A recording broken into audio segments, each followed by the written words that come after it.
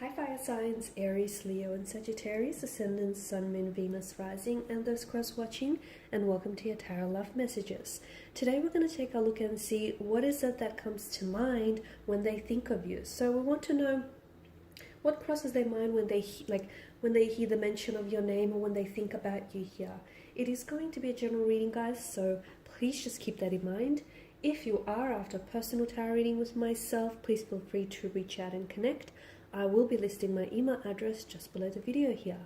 Okay guys, so with all of that being said, let's give the cards a shuffle here and let's see what your romantic energy here thinks of you when they think about you. Okay, what comes to mind when they just hear the mere mention of your name?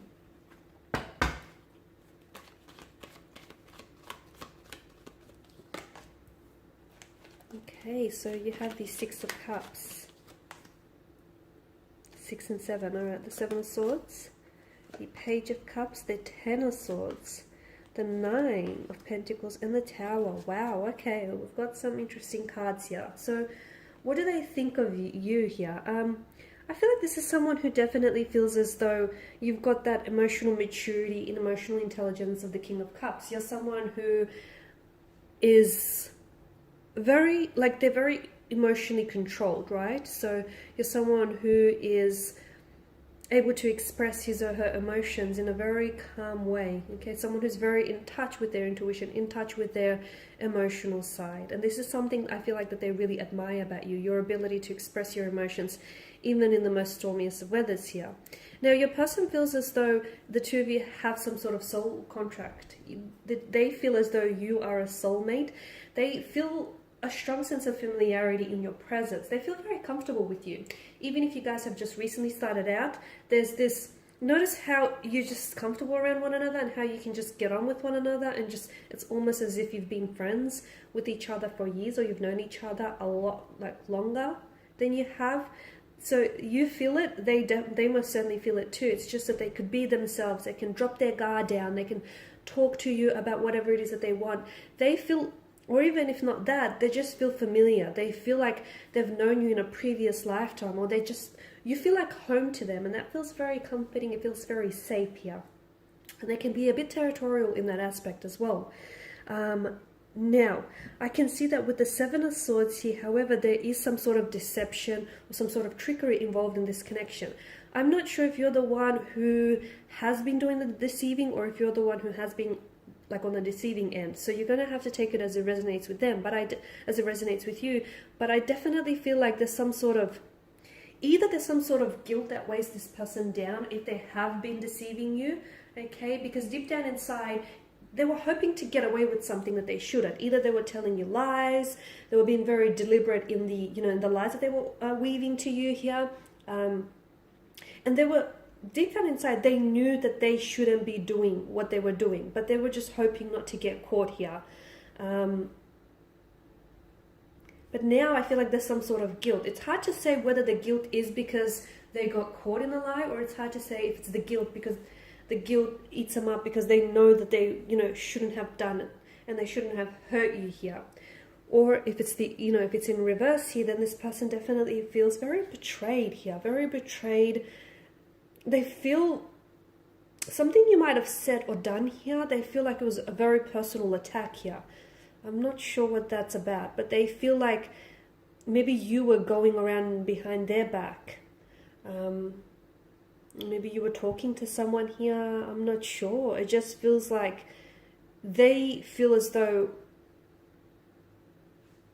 the Ten of Swords here, okay? They feel as though they were stabbed in the back. They didn't see it coming. They were betrayed. They've lost a lot of trust in you, and a lot of trust in relationships and in love here, okay? And if it's you, then obviously this is your energy here. But someone didn't necessarily see all the lies and the deceits coming, and when they think of you or your name, they think of that. They either think of the pain and the deceit and the hurt that they caused you, or they think of that pain that they felt here, that deceit, that act of betrayal here. So it is a bit of a heavy energy. There is some sort of tower moment that may have happened between the two of you, or the two of you may be under the influence of a Tower moment right now, and they don't feel very secure. Like, they don't feel very secure within themselves. They also don't, like, they feel like your relationship with them is a bit on the rocks, okay? They feel as though it's not a very sturdy foundation. They're not sure. There's a lot of chaos in their energy, okay? I feel like even if this is someone who has hurt you or whom you have hurt, they still have feelings for you. There's still some sort of attachment there. Whether or not they care to express this, there's still something there. And for instance, whatever's going on between the two of you, I feel like, you know, this person is trying to come across as the King of Cups, like it hasn't affected them, like, you know, they're trying to play it cool, but deep down inside, whatever it is, it's causing them a lot of havoc and a lot of chaos in their energy. It's causing them a lot of sleepless, restless nights here. It's a very, you know, unsettled kind of energy here. It's a very frenzied kind of energy.